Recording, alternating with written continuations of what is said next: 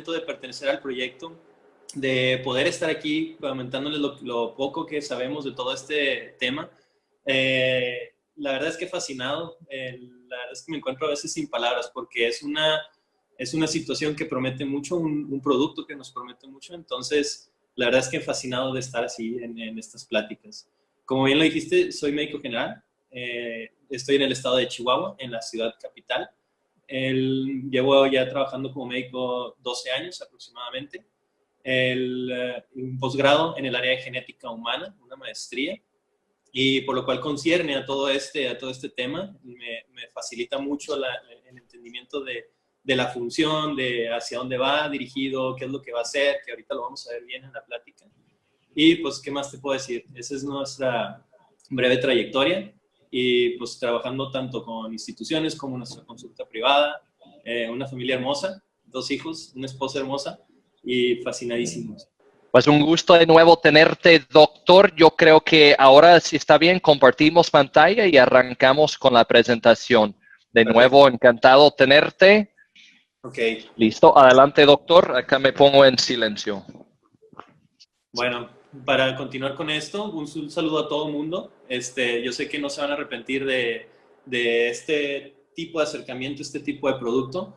Les voy a hablar un poquito, mi plática va enfocada el papel que tiene NRF2 en la diabetes como tal, que sabemos que es un padecimiento que aqueja una gran cantidad de pacientes y sobre todo en México tenemos una alta incidencia, una alta prevalencia de este tipo de alteraciones y por ende sus complicaciones que nos llevan a unas morbilidades o comorbilidades bastante altas, bastante deleterias en el ser humano. Al momento de estar utilizando este tipo de productos, prometemos mucha salud al paciente, mucha prevención y en algún momento dado revertir ciertas alteraciones. La siguiente, por favor. La siguiente diapositiva.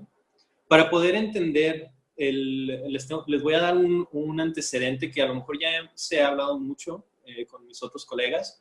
Quiero reforzar un poquitito esta parte del tema, que es el estrés oxidativo. El estrés oxidativo es una situación que se ve en el día a día. Nuestra mera interacción con nuestro medio ambiente promete la generación de estrés oxidativo, promete la producción de unas sustancias que se llaman radicales libres. Los radicales libres normalmente son producidos por nuestro organismo por el propio metabolismo del cuerpo. Sin embargo, la interacción con nuestro medio ambiente nos propone una mayor cantidad de radicales libres y por ende un mayor estrés oxidativo. Al igual que como se ha mencionado de forma metafórica, el tener un metal, un hierro al exterior tirado, va a generar una oxidación. Eso pasa con nuestras células. Eso es por esta producción de radicales libres en exceso. Cabe hacer la mención aquí de que los radicales libres son necesarios en nuestro organismo porque nos ayudan a erradicar ciertos virus, parásitos, hongos, bacterias, etcétera, e inclusive células cancerígenas que eventualmente se producen en cierta cantidad en nuestro organismo. Pero el exceso de radicales libres, como les comentaba ahorita, va a promover una mayor cantidad, sobrepasa esta situación fisiológica normal y nos promete generar un daño como tal, un daño celular, que eso va a promover un envejecimiento celular y por ende, en algún momento dado, que sea visible en nuestro organismo. El hecho de que haya ciertos datos de envejecimiento como tal en el organismo, en la piel, en las articulaciones, etcétera, eso quiere decir que ya hubo mucho daño previamente con esto. Entonces, siempre tiende a haber un equilibrio entre la producción de antioxidantes propios de nuestro organismo, que son los que se producen en nuestras células. Va a llegar un momento en que, como les comentaba, esta balanza sea más hacia el lado del estrés oxidativo y es cuando empieza a haber un daño como tal y una enfermedad en algún momento, ¿verdad? La que sigue, por favor. Entonces, ¿cómo actúa un antioxidante? ¿Cómo actúa un radical libre? ¿Qué es esto? En este esquema muy sencillo, muy fácil, podemos ver un antioxidante propio de nuestro organismo, que es el que tenemos aquí en color naranja, marrón. Los antioxidantes son sustancias que en su estructura más básica, que es el átomo, pueden donar un electrón, que es una parte de ellos como tal, y se lo donan a los radicales libres. Los radicales libres tienden a, por medio del metabolismo, se llegan a producir y tienen una inestabilidad. Entonces tienden a tratar de robar esos electrones de otras sustancias, que pueden ser moléculas normales o propias de nuestro organismo, para subsistir o llegar a un nivel de estabilidad, de normalidad. Cuando se interactúa con los antioxidantes, tienden a donar esta parte, este pequeñito electrón, hacia el radical libre para que se estabilicen y no sigan generando un daño en forma de cascada. Eventualmente esto sigue avanzando, hasta que empieza a dañar más moléculas, si se pierde esta capacidad, si se pierde este equilibrio del que hablábamos. La que sigue, por favor. Entonces, ¿cómo promovemos o cómo se genera este estrés oxidativo? Tenemos, como les comentaba ahorita, la mera interacción con nuestro medio ambiente nos va a ayudar a producir todo eso.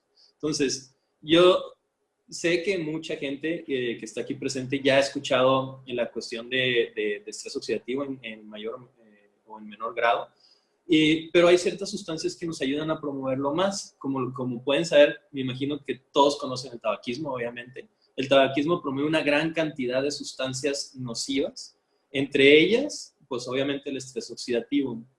Promovemos unas sustancias, dentro del estrés oxidativo se llaman especies reactivas de nitrógeno y especies reactivas de oxígeno. Dentro del tabaco hay una gran cantidad, o se produce una gran cantidad de especies reactivas de nitrógeno, que no son más que radicales libres de lo que hemos estado hablando, y empiezan a generar un daño, como pueden ver aquí en la diapositiva, sobre el ADN. Una expresión deficiente. Todo esto está en relación con los cambios que hemos hablado o que a lo mejor ya han escuchado, que se llama epigenética. La epigenética es literalmente esas alteraciones que se van sobre el ADN, produciendo una expresión deficiente de nuestro sistema genético. Por eso se propone que a partir de los 20 años de edad, ya hay cierto grado de estrés oxidativo, de daño como tal oxidativo, por esta interacción con nuestro medio ambiente. Si le adicionamos factores tóxicos, como lo es el tabaco y demás, obviamente que ese daño o ese estrés se va a ir potencializando, se va a ir creciendo de forma exponencial, de acuerdo a cada uno de los estímulos que tenemos. A esto le podemos agregar lo que es la contaminación, de manera está inextricablemente combinado a la producción de radicales libres. Entonces, la contaminación hay una gran cantidad de sustancias, entre ellas pudiéramos decir las dioxinas, que son sustancias altamente cancerígenas, que casi como los metales pesados, son difíciles de erradicar de nuestro organismo. Y esas no solo las podemos adquirir el respirar un medio ambiente tóxico, pero sí también se pueden adquirir a través de la alimentación. Muchos alimentos vienen contaminados con una gran cantidad de estos productos. Estos, en la interacción con la radiación ultravioleta, podemos ver que produce también una gran cantidad de radicales libres. Aquí hay que tener una cuestión clara. La radiación ultravioleta o la exposición al sol tiene un efecto benéfico en cuanto a la producción de vitamina D y por ende el metabolismo del calcio en nuestro organismo. Pero el exceso y las condiciones adicionales que se han generado por destrucción de capa de ozono o una exposición muy prolongada, etcétera, hacen que se vuelva en cierto momento un agente nocivo, un agente que nos genera un daño. Todo esto, en gran medida, nos genera un envejecimiento a nivel del metabolismo. Y en cuanto al metabolismo, quiero dedicarle así un poquitito a lo que es la mitocondria. La mitocondria es una estructura de la célula, todas las células la tienen. ¿Por qué es tan importante? Porque es una productora de energía. Es una estructura que es la que produce una molécula de forma muy específica, entre muchas funciones importantes que tiene, pero produce una molécula que se llama ATP.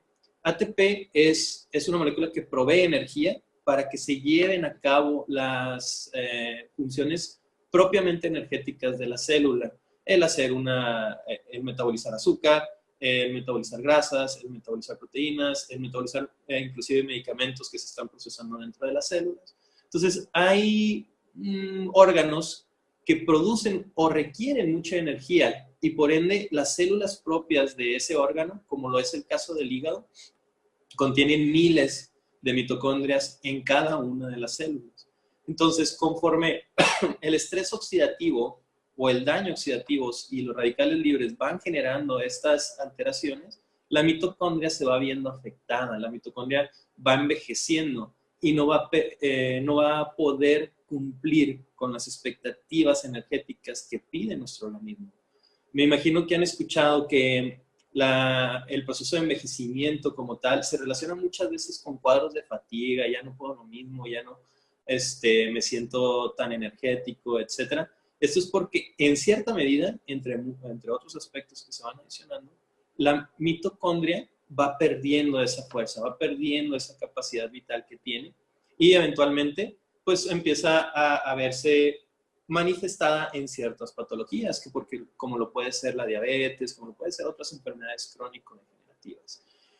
Al mismo tiempo, al verse afectado por todos estos factores que estamos viendo aquí, y al verse afectada la mitocondria, va a afectar todos los tipos celulares, como les comentaba. Entre ellos, hablamos de los glóbulos blancos o leucocitos.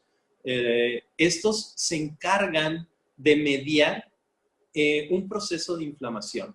El proceso de inflamación no solamente, a veces lo vemos, escuchamos inflamación y entendemos que me golpeé y se inflamó la pierna o lo que sea. No, sí es así, pero también tiene un contexto como para defensas. Entonces los leucocitos nos sirven, ese proceso inflamatorio normal nos sirve para erradicar algunas células cancerígenas o que tienen algún componente nocivo en nuestro organismo, nos sirve para erradicar el proceso inflamatorio como tal, en el proceso regenerativo de los tejidos. Entonces, este proceso inflamatorio se va a ver mermado o se va a ver afectado por las cuestiones de estrés oxidativo. Y esto todo va a tener que ver de forma directa o indirecta con nuestro ADN, cómo se va a expresar, y volvemos a lo mismo en la cuestión epigenética. Hagan de cuenta como si este daño epigenético va poniendo marcadores o ciertas banderitas en el ADN en donde dice, no, tú no te expreses. Y esto, ahorita como vamos a ver, el NRF2 trata de reparar esas situaciones, entre muchas otras cosas. Y por último, podemos ver cómo la alimentación que normalmente tenemos va acompañada en gran cantidad de veces de compuestos conservadores químicos, aditivos, adicionantes, estabilizantes, etcétera, que si bien mejoran a veces el sabor, la composición o la sobrevida del producto, muchos de ellos tienen ciertos contextos, cierto daño, pueden llegar a generar cierto daño sobre nuestras células, obviamente el ADN y eventualmente producir estrés oxidativo. ¿Me pasas la siguiente, por favor?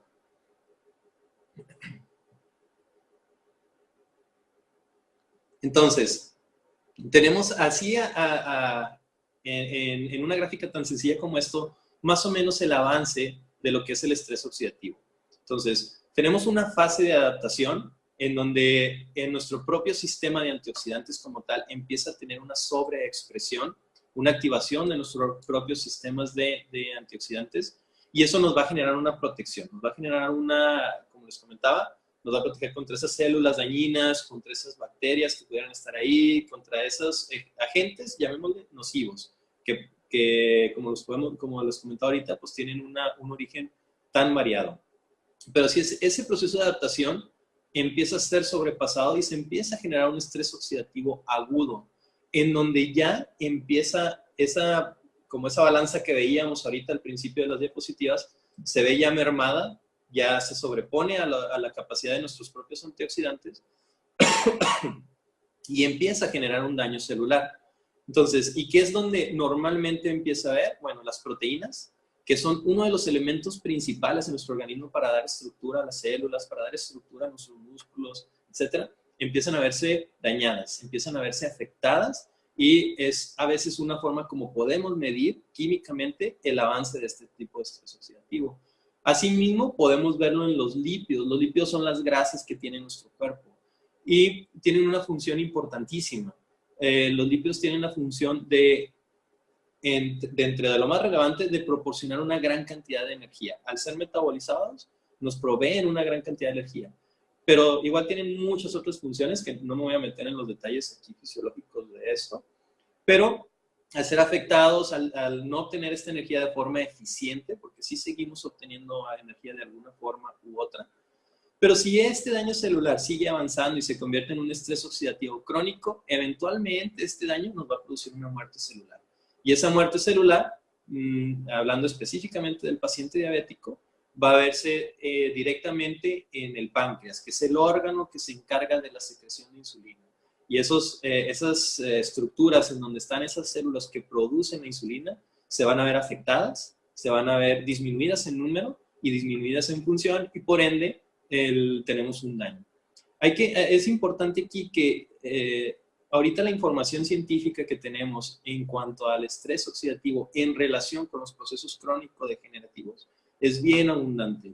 ¿A qué me refiero con procesos crónico-degenerativos? Pues lo que conocemos que aparece cada vez con nuestro ritmo y estilo de vida industrializado, que es la tipo diabetes, hipertensión y no se diga cáncer. Hay una gran relación evidenciada científicamente de estos dos compuestos, el estrés oxidativo y la aparición de estos procesos crónico-degenerativos. La que sigue, por favor.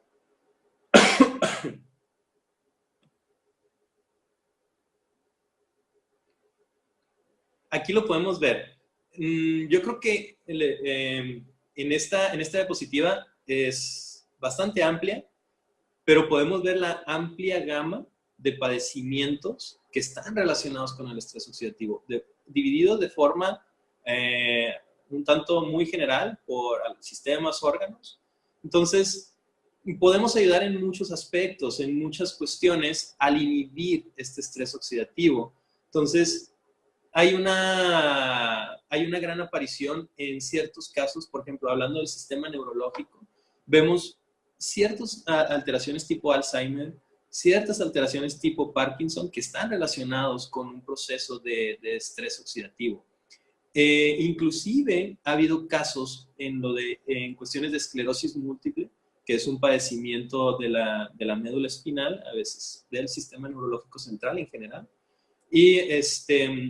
y sobre todo, como veíamos ahorita en ese proceso inmunitario, en ese sistema inmunológico, que está relacionado, por ejemplo, con padecimientos como artritis reumatoide, como algunos tipos de nefritis, es una enfermedad del riñón.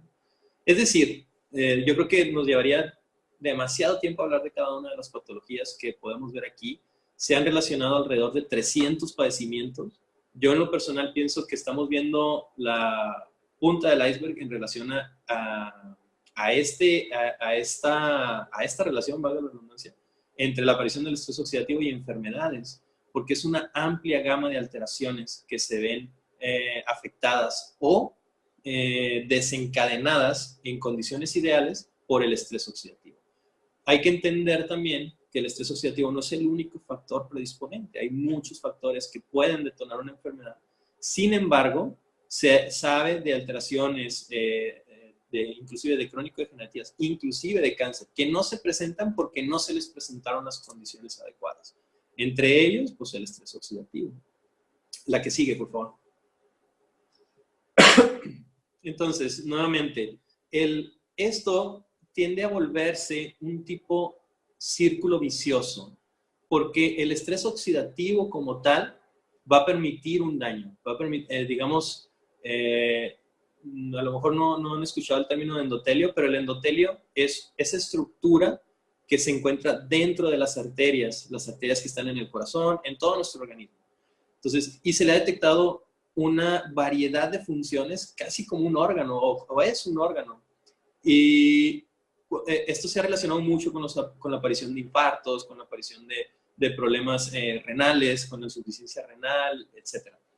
Entonces, cuando, así de forma específica en este caso, el estrés oxidativo va a producir un daño en el endotelio. El endotelio no va a funcionar adecuadamente. Y esa función inadecuada va a permitir la generación de mayor estrés oxidativo, de mayor daño. Entonces sería el cuento de nunca acabar. A menos de que tengamos algo que nos esté inhibiendo esto, a menos de que tengamos algo que de alguna manera soporte el estrés oxidativo, que trate de eliminarlo o disminuirlo, esto es el cuento de nunca acabar. Es por eso que vemos por lo regular pacientes que inclusive diabéticos o hipertensos que están bien controlados, que tienen su medicamento bien dosificado, tienen una nutrición adecuada, hacen actividad física y aún así presentan infartos. Porque son varios los factores que tenemos que estar atacando, no es el único, el nomás quitar ese síntoma o a mejorar los niveles de azúcar o a estimular la producción de insulina, etc. Entonces, todos estos radicales libres, aquí vemos algunos de ellos, son de los principales, las especies reactivas de oxígeno que las van a ver a la izquierda en su diapositiva. Es el ion superóxido, es este O2 que tiene una valencia negativa, el ion peróxido, que es esa molécula que dice H2O2, y el ion hidroxilo, que es el ion OH. Esas son las especies reactivas de oxígeno. Y por otro lado, en el lado derecho de la diapositiva, tenemos las especies reactivas de nitrógeno, que es básicamente esta sustancia que encontramos aquí, e interfiere con la producción de óxido nítrico. El óxido nítrico, en las dosis y cantidades adecuadas, tiende a ser benéfico porque dilata las arterias y permite que tengan una circulación más adecuada. Pues como vemos aquí arriba en la diapositiva, hipertensión, la elevación del colesterol, la presencia de diabetes, el hábito de fumar, y aquí pudiéramos agregar todo lo que hemos estado hablando, eventualmente va a generar estrés oxidativo que nos va a permitir la generación de una enfermedad o una patología. La que sigue, por favor.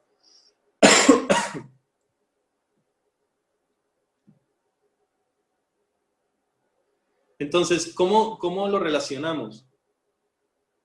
Si nosotros tenemos una actividad física regular, eso va a permitir que nuestro sistema de defensas y antioxidantes se eleve, se mejore, pero a veces no es suficiente, a veces no es lo más adecuado, lo más importante para todo esto. ¿Por qué?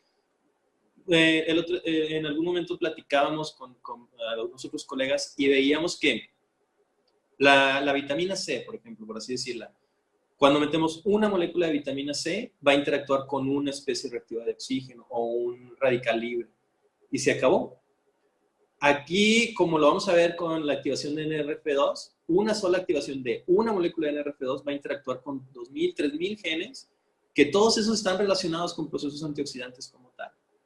Entonces, el estrés oxidativo nos va a generar un estado de salud y la predisposición, un estado de salud deficiente y una predisposición a enfermedades. Y eso nos va a llevar a un envejecimiento como tal.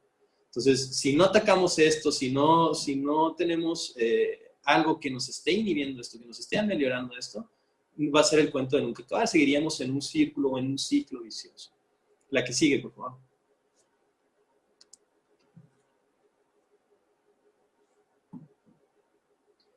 Y si lo vemos de forma también muy esquemática, tenemos una célula normal aquí en el lado izquierdo de la pantalla, en la parte inferior. Esa célula es una célula sana, tal vez es una célula de un niño, de un adolescente, que eventualmente con toda esta cascada de eventos que se compara como una manzana que dejamos ahí al exterior de nuestra casa, si está siendo atacada por estos radicales libres, va a presentar un cierto grado de daño, un cierto deterioro. Y eventualmente, si este deterioro sigue, vamos a tener una célula en un estado completamente oxidativo y eventualmente nos va a producir un estado de apoptosis. La apoptosis es una muerte celular programada, es una muerte de la célula donde ya no se pudo corregir el daño, el material genético sufrió todo el daño que necesitaba sufrir o que podía tolerar y nos causa la muerte de la célula. La que sigue, por favor.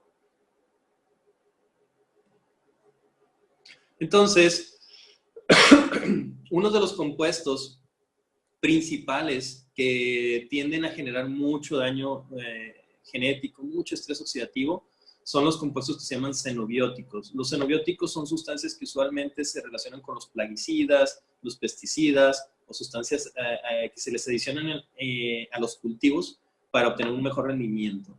Eso eventualmente va a permitir que nuestro NRF2 sea no útil o se vaya a degradar Sin embargo, si tuviéramos una activación de ese NRF2, como podemos ver aquí a la derecha de la pantalla, ya dentro del núcleo va a interactuar con ese ADN, va a producir esa interacción con 3000 genes que van a tener una actividad antioxidante, una actividad antiinflamatoria, una actividad antiapoptótica, que es esta muerte celular programada de que habíamos hablado. Hay una mejoría en la cantidad y calidad de las mitocondrias que tenemos. Eso que se comenta ahí, que se llama biogénesis, quiere decir que hay un como renacimiento o una recuperación de mitocondrias. La actividad proteasómica es estas estructuras que están dentro de las células que permiten degradar medicamentos o sustancias nocivas. Y ese balance redox, que no quiere decir más que la misma cantidad entre antioxidantes y radicales libres. Entonces va a tratar de equilibrar la situación para nuestro organismo, para promover condiciones idóneas para la sanación de las células, para la mejoría de las células. La que sigue, por favor.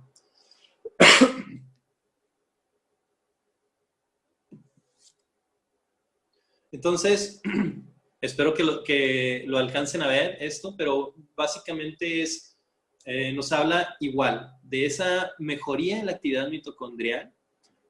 Aquí abajo, a la derecha, a la izquierda de la diapositiva, perdón, nos habla de los déficits que se presentan en las enfermedades o en las diversas enfermedades crónico-degenerativas. No me voy a meter mucho en la cuestión muy bioquímica de todo esto, pero se ve afectada la producción de energía, como hemos hablado, la producción de antioxidantes, una expresión inadecuada del ADN y el momento, como podemos ver acá en los 3 recuadros del lado derecho, en la parte superior de la diapositiva, nos aumenta la producción de ATP, que es esa sustancia, esa molécula que nos da la energía para poder hacer las cadenas de metabolismo propias de nuestro organismo.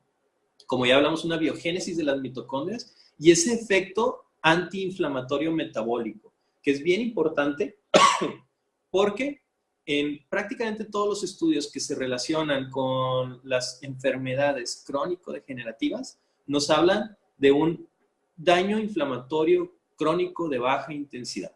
¿Qué significa? Es como si todo el día estuvieran golpeando o bombardeando tus células en muy baja intensidad, pero eventualmente eso puede generar una fractura, eso puede generar un daño. Es como dejar una gotita de agua estar cayendo en el concreto, eventualmente va a producir un hoyo que va a seguir y va a seguir. Eso es el estrés crónico de baja intensidad. Eso es mantener nuestro cuerpo al límite, mantener nuestro cuerpo funcionando. Está preparado para eso, pero no para mantenerlo en un nivel constante, ahí siempre, todos los días, día y noche. Eventualmente, todo esto trata de mejorarlo al activar el NRF2. Y por ende, todas estas sustancias que se ven involucradas, que no solamente son estas, son muchísimas más. Y todos estos genes, que también no solamente son estos que se mencionan, hay muchísimos otros genes, como ya mencioné, son alrededor de 3000 genes que pueden interactuar. Y la función reparadora propia del ADN al activar el NRF2. La que sigue, por favor. Entonces, esto como lo pueden ver, no salimos de la cuestión del estrés oxidativo porque es uno de los factores más importantes. Y aquí seguimos viendo cómo esa molécula NRF2, que es activada por el estrés oxidativo, va a entrar al núcleo de nuestra célula y nos va a promover la interacción de estos genes o a empezar a regular esa expresión. Ahorita vamos a ver un detalle muy interesante con respecto a lo de diabetes, cómo puede tanto estimular como disminuir su expresión de algunos genes. Esto es, yo creo que uno nada más de toda esa gama de genes que se ven regulados. Entonces, sin embargo, cuando este estrés oxidativo supera la capacidad de nuestro propio NRF2, obviamente que es cuando empieza esa alteración. La que sigue, por favor. Entonces, hay muchas sustancias que interactúan con el ADN, con la producción, o liberación del NRF2, y por ende, aquí vemos específicamente dos genes, el HO1, que al ser activado o al ser expresado, reduce ese estrés oxidativo. y el 53BP1, que aumenta o mejora, mejor dicho, la reparación del ADN. Este tipo de alteraciones se ve mucho de daño en el ADN, se ve mucho por la radiación ultravioleta. Esta activación por sí sola se va a relacionar con la protección a este tipo de daño, una radioprotección. Entonces, tenemos una amplia gama de dónde agarrar, de dónde decir, bueno, nos ayuda para esto, y yo creo que lo que va a salir adelante va a ser todavía más emocionante y va a ser todavía más importante que todo esto, sin demeritar todo este trabajo científico que ya se ha hecho. La que sigue, por favor.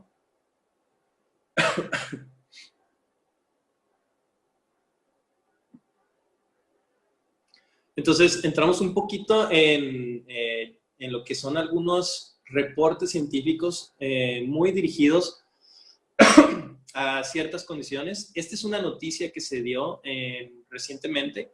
No es un artículo completo, pero la importancia que tiene porque se puede relacionar o se puede traspolar a otros estudios nuevos en relación con células madre.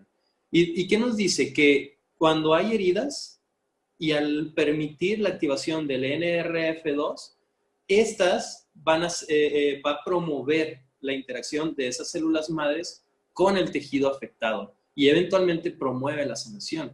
Entonces, de entrada, por ejemplo, yo me imagino en este tipo de situaciones a pacientes diabéticos con complicaciones por úlceras de cualquier tipo que puedan ser beneficiados con la activación del NRF2. No solamente úlceras, daños a nivel de piel, en quemados, etc. Este es un estudio que se hizo específicamente en piel como tal y notó o menciona que estas células madre de los cabellos del folículo piloso eran las que mayor interacción tenían con el NRF2, con estas células, y promovían la sanación de la piel. Entonces, que fue algo que también me llamó mucho la atención. Uno pensaría que las células madres propias de la piel, sin embargo, interactúan estas para producir una mejor tejido, un tejido más rápido, pero esto, como les comentaba, lo podemos traspolar a algunas otras alteraciones. Células madre, todos los tejidos la tienen, y eventualmente a lo mejor necesitaríamos más estudios que vieran la interacción entre estas células madres y tal vez el corazón, tal vez el páncreas, tal vez otros órganos que tienen relación con estos padecimientos crónico-degenerativos. La que sigue, por favor.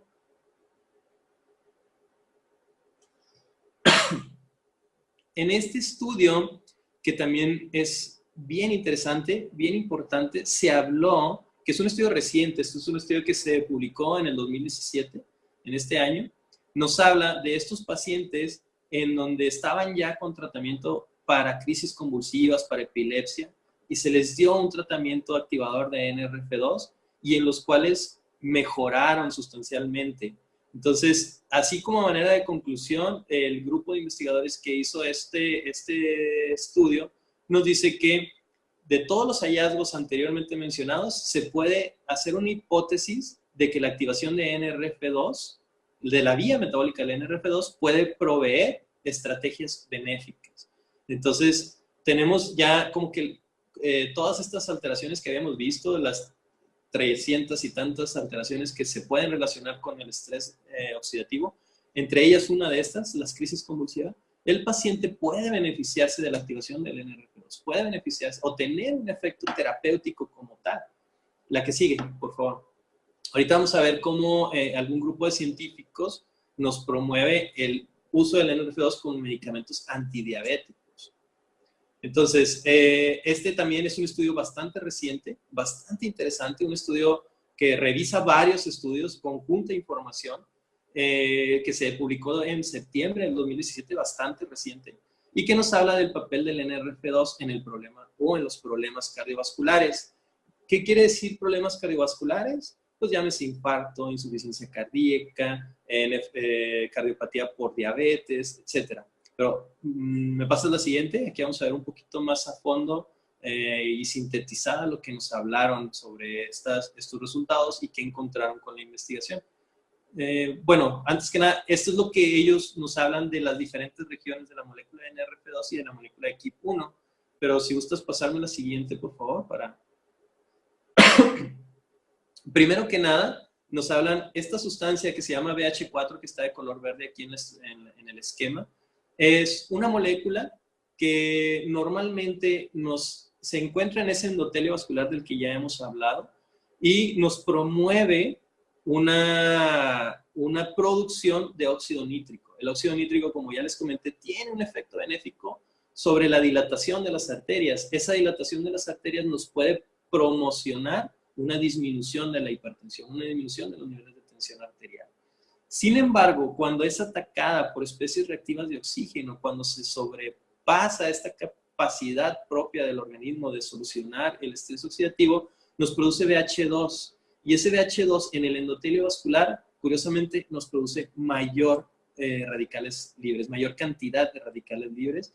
Y por ende, vuelvo a lo que hablamos ahorita, un círculo vicioso en donde nunca acabamos.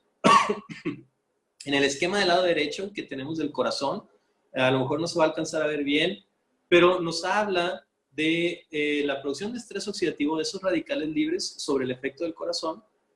Por ejemplo, en los pacientes diabéticos, por sí solos tienen una gran cantidad de estrés oxidativo el presentar esta enfermedad y promueve que la célula del corazón vaya abotagándose, vaya haciéndose grande, vaya perdiendo su función contráctil, su capacidad de generar esa contracción del corazón como tal, y va produciendo eventualmente una insuficiencia cardíaca. Entonces, este estrés oxidativo nos lo va promoviendo esa alteración. Al inhibirlo, podemos ir inhibiendo, podemos ir previniendo, que sería aquí la palabra clave, prevenir este tipo de alteraciones, evitar que se llegue a un punto de no retorno para que tenga una mejor tasa de éxito, una mejor posibilidad de éxito. ¿Me pasas la que sigue, por favor? Así de manera sintetizada, el estudio nos dice esto, que es, a mí se me hace muy relevante porque la gran cantidad de pacientes que se ven en el día a día con este tipo de alteraciones es abrumadora, es cada vez mayor y a veces el llegar a primeros lugares a veces es triste a nivel mundial, pero pues bueno, estamos en esa situación. Entonces, el aumentar o mejorar la actividad de NRF2 puede ser benéfica y en la cardiomiopatía diabética. Es este daño a las células del corazón, del paciente diabético. Va a mejorar la disfunción mitocondrial, como ya lo vimos en todas esas diapositivas previas. Hay un envejecimiento mitocondrial, hay una disfunción o una alteración de la mitocondria y con esto vamos a mejorar esas condiciones. Y por último, reducir los efectos del corazón añoso, del corazón del paciente añoso. Hay alteraciones que no precisamente se dan por un daño crónico degenerativo en el paciente de la tercera edad, en donde empieza a haber una disfunción del corazón, un daño a las células del corazón, y esto, la activación de esta vía metabólica puede reducir los niveles o ese daño a largo plazo. La que sigue, por favor.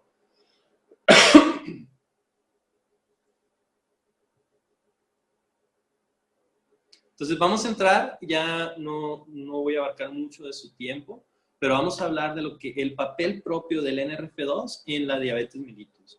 Hay que aclarar aquí que la investigación está bien amplia en cuanto al papel del NRF2 en este tipo de patología, pero vamos a mencionar unos artículos bastante interesantes, bastante relevantes, que les van a explicar mucho el panorama de este acercamiento. La que sigue, por favor. Entonces, primero que nada, este artículo que es un artículo del 2013, es una referencia relativamente reciente por un grupo de investigadores en China, en donde nos habla de que la administración por vía oral de inductores de NRF2 nos va a atenuar la diabetes. Esto se hizo en ratones de investigación. Ahorita les voy a hablar un poquito más de esto, de cómo se genera este tipo de investigación, pero realmente se puede traspolar estos resultados al ser humano. Tiene mucha expectativa, la verdad es que promete muchísimo. Estos son parte del grupo de investigadores que nos habla de que los activadores de NRF2 se deberían de considerar como medicamentos antidiabéticos. No se hace así como tal porque nos falta muchísima investigación, pero en general los resultados son muy alentadores, son muy prometedores, así es que les voy a explicar un poquitito de esto. La que sigue, por favor.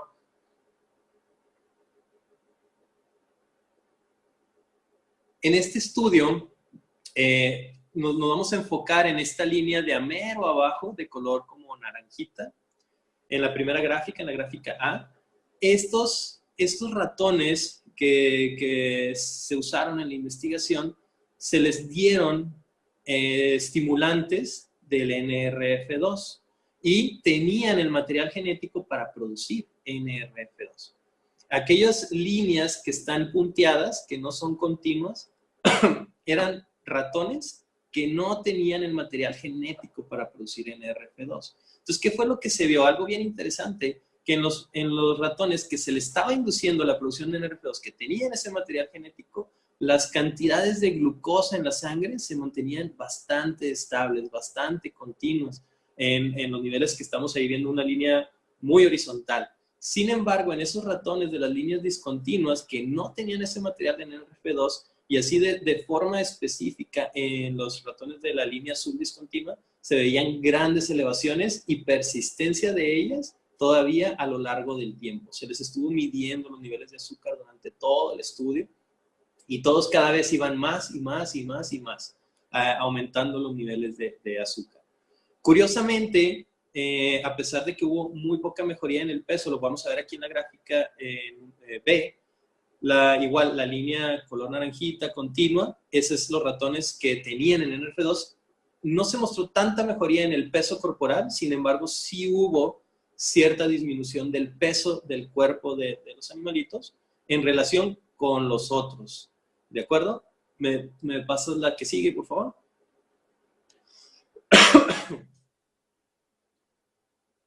Aquí en esas otras dos gráficas vemos cómo hay un estudio que se llama glucosa postprandial, que es medir los niveles de azúcar después de la ingesta de un alimento o en este caso de una sustancia medida de azúcar.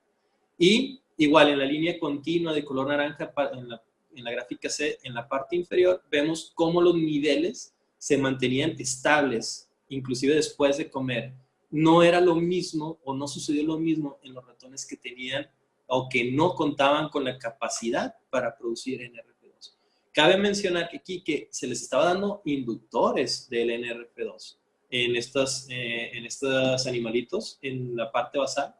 Y en la gráfica del lado derecho vemos los niveles de insulina que se producían a lo largo del estudio.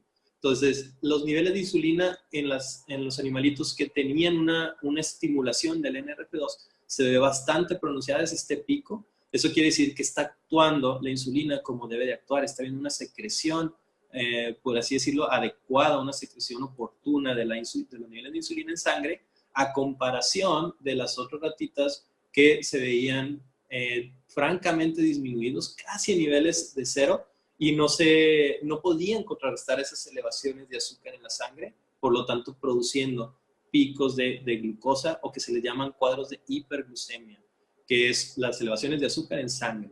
Entonces, estas elevaciones son bien relevantes en el paciente diabético porque son las que están generando daño. Independiente del estrés oxidativo que se está teniendo por X o por Y motivo, estas elevaciones también generan un daño a nivel renal, el riñón empieza a compensar, el corazón empieza a reaccionar de forma deficiente como ya lo vimos o como ya lo hablamos, por ende en algún momento generando un daño independiente del control médico. La que sigue, por favor.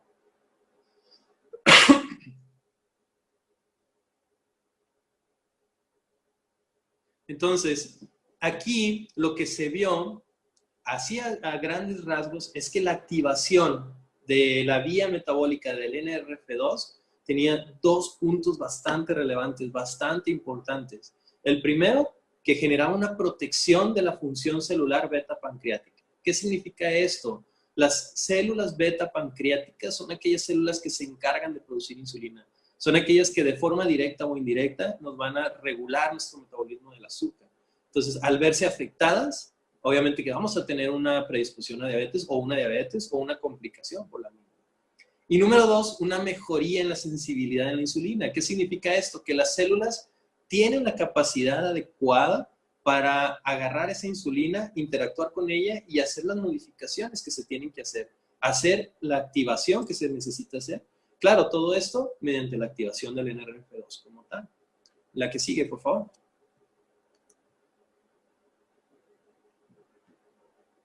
Este esquema a mí se me hizo bien padre, bien relevante, sintetiza todo lo que hemos estado hablando.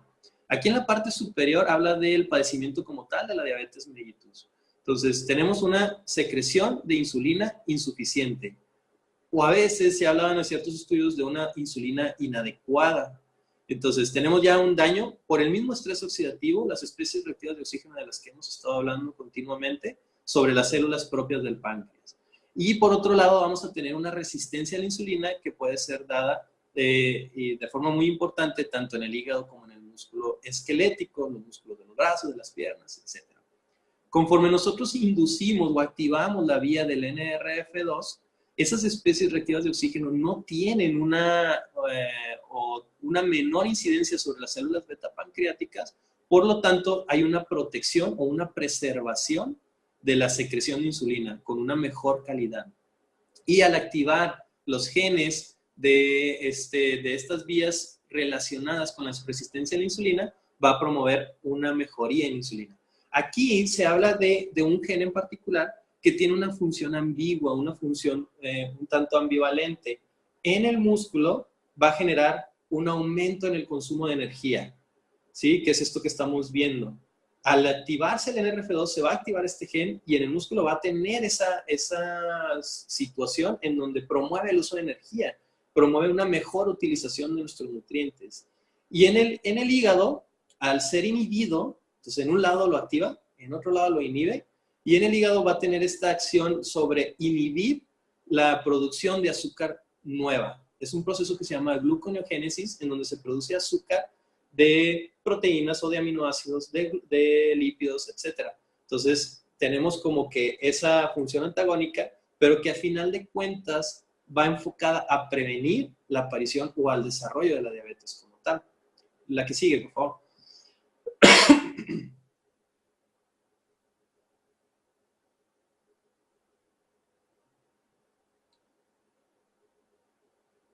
Ellos, este grupo de investigadores, nos mencionan unos datos bien interesantes con respecto al NRF2. Primero que nada lo definen como un factor de transcripción que es básicamente una proteína que va a regular la respuesta al estrés oxidativo, tanto propio de nuestro organismo como lo que viene de fuera. Tiene una respuesta citoprotectora. ¿Esto qué significa? Que va a proteger a nuestras células contra esos estresores, y lo llaman como un orquestador maestro de la expresión de genes antioxidantes, que es una de las situaciones, como ya venimos hablando en toda esta plática, que principal generador de patologías o detonante de patologías. La que sigue, por favor.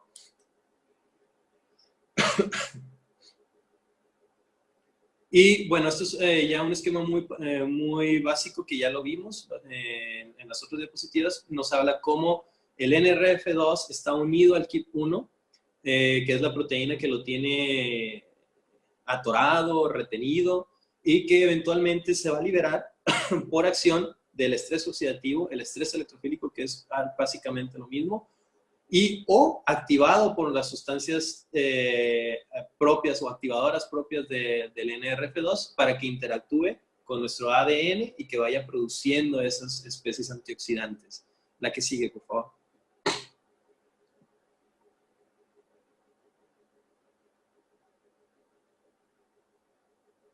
Entonces, esto es lo que les comentaba ahorita con los ratones. Hay unos estudios de investigación, entre ellos los que acabamos de hablar, en donde hacen ratones, se les llama ratones knockout. Son ratones que no tienen una porción de un gen, o un gen, perdón, mejor dicho. Y en este caso son ratones que se les modificó genéticamente para que no produzcan el gen que expresa NRF2. Y en estos ratones hubo una mayor susceptibilidad a la aparición de cáncer, sobre todo por diferentes tipos de químicos. Hubo una gran cantidad de inflamación pulmonar y por ende podemos relacionarlo como los cuadros de asma bronquial, de bronquitis crónica, de enfisema pulmonar. Hubo una gran predisposición a enfermedad inflamatoria neurodegenerativa. Aquí pudiéramos hablar de esclerosis múltiple, esclerosis lateral amiotrófica, pudiéramos hablar de alteraciones tipo Alzheimer, de tipo Parkinson, entre muchas otras más. Y en estos mismos ratones hubo una gran predisposición a un daño hepático por el uso de paracetamol o acetaminofén. Entonces sé que hay muchos estudios que van a estar saliendo al respecto. Esto yo creo que, como digo, es la punta del iceberg de toda esta investigación. Pero ya con esto nos da un panorama de qué tanta predisposición a enfermedades hay, nada más quitando la vía metabólica del NRF2. La que sigue, por favor.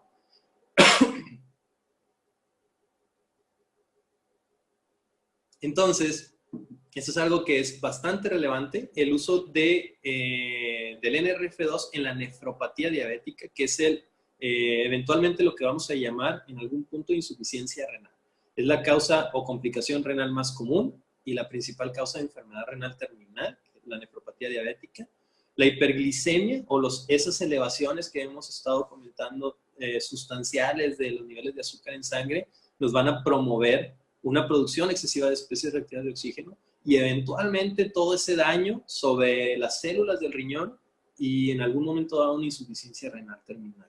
La que sigue, por favor.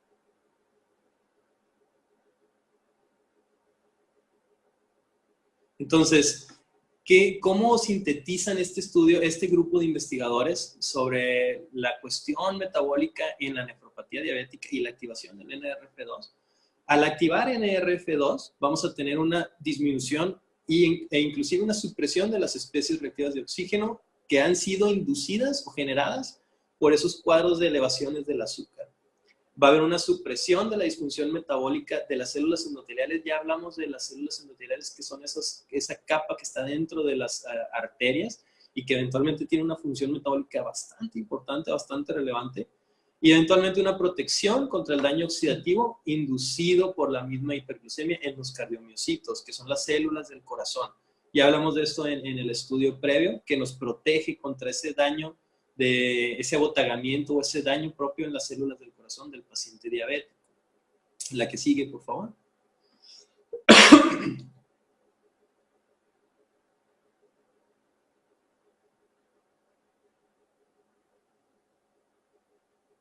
Entonces, ¿cómo lo demuestran este grupo de investigadores en base a todo este estudio que es bastante complejo, bastante elaborado, pero a final de cuentas lo sintetizan en estos párrafos?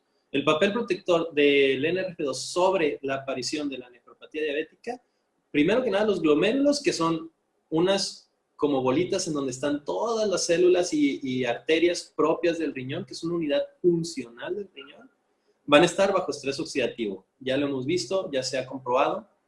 En estos ratones que no estaban produciendo NRF2, había una mayor producción sustancial de este estrés oxidativo, especies reactivas de oxígeno, y consecuentemente daño oxidativo al ADN, que ya lo comentamos en las diapositivas previas. Estos mismos ratones que no producían NRF2 empezaban a generar una liberación de proteínas cuando normalmente no debería haber proteínas en orina, o la cantidad de proteínas en orina es mínima o prácticamente indetectable, pero empiezan a manifestarse mediante ese daño, empiezan como a tener un filtrado inadecuado y empiezan a tener una condición que se llama glomerulosclerosis, que es como un endurecimiento de esa unidad, ya no puede funcionar, ya no tiene esa maleabilidad y eventualmente eso va a generar mayor daño renal. Y mediante los estudios de función renal que se les hizo, los estudios que se les hizo bajo el microscopio, etcétera, hubo la sobrevivencia en estos pacientes, en estos ratoncitos, era peor o más deficiente cuando no había NRF2 que con la contraparte. En esos pacientes, en estos ratoncitos que sí tenían una producción adecuada de NRF2, tenían una protección sustancial contra este daño. La que sigue, por favor. Entonces, esto es lo que nos mandan como conclusión muy general, que se me hace muy relevante. La activación de NRF2 antes del desarrollo de la enfermedad o durante los estadios iniciales de esta alteración, específicamente la nefropatía diabética, va a ser la clave de la intervención para prevenir daño inducido por este estrés oxidativo y la progresión a un padecimiento terminal o una nefropatía diabética. Muchas gracias, espero que les haya gustado, espero que no los haya mareado mucho. Es un tema que creo yo que es bastante relevante, bastante importante, creo que nos promete muchísimo y yo creo que toda esta investigación nos va a dar todavía para más. Muchas gracias.